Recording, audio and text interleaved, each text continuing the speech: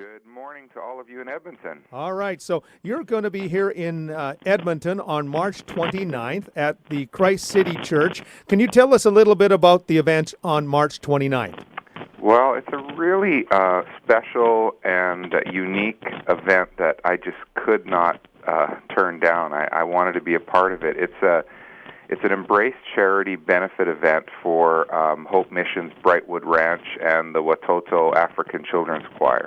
Also, as well, I understand Louis Lavoie and his 5-year-old Kyra is going to be there as well.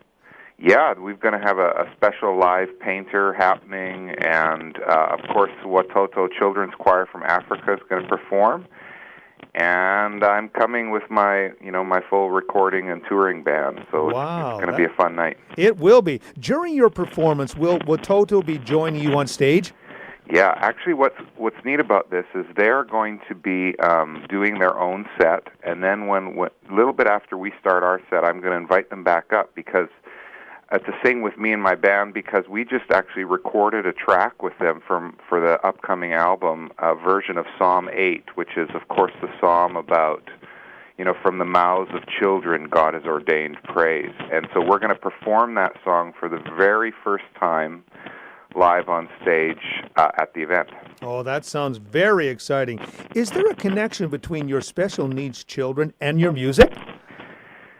Oh, so many connections. I would say a couple things. One is that my special needs boys who have a condition called Fragile X syndrome, when you have mentally handicapped people, there's an incredible emotional honesty about them, right? If they're happy, they're happy. If they're sad, they're sad. And they are all about giving and receiving love. And so I think for me, as I've written and performed music, I'm definitely about emotional honesty. Some of the songs are happy, like Hallelujah or Love is Amazing, and some of them are sad. Some of them are about our pain and about when we suffer, and that's inspired by my boys. And I think there's a lot of stuff in my music about love.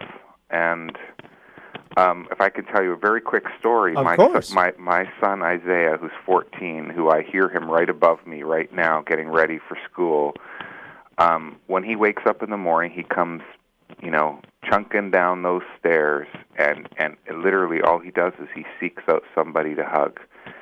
And if I leave the house for half an hour and I come back, he literally drops whatever he's doing, will bring me over to my wife and insist that I hug her.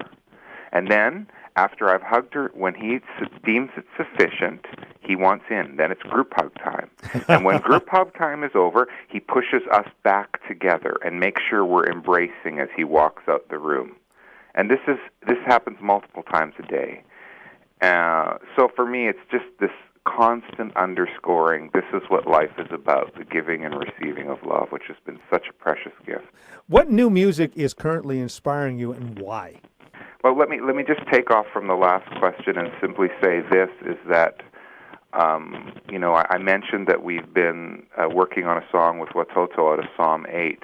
Mm-hmm. And one of the things, I'm involved in a new band called the Sheer Poets, and what we're doing is we're taking the ancient psalms and we're making them new again, and we're singing through the psalms in sequence.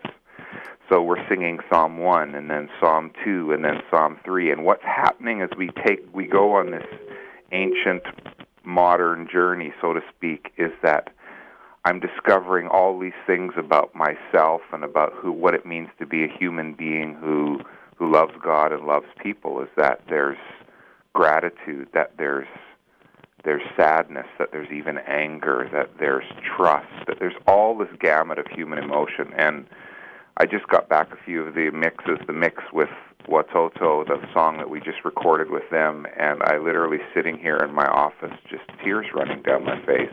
Beautiful. Because it's just, these ancient songs are inspiring me and bringing me to life. So yeah, that's definitely some of the new music that's bringing me to life now. Yet it's old music, isn't it? Yeah, it's ancient. It's for thousands of years, it's been the songbook of people of faith. I love that one. I will bless the Lord at all times. Psalm 34. Great, isn't it? Mm-hmm. Absolutely.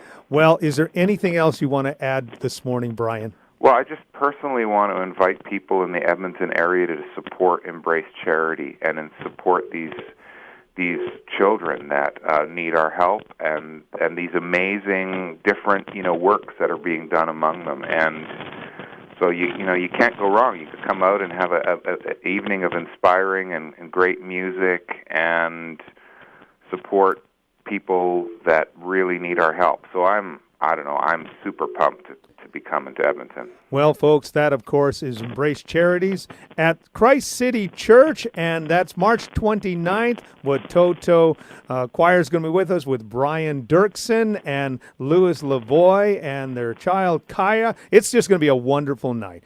Thank you so much for spending time with us today, Brian. You're very welcome. God bless you. Bye.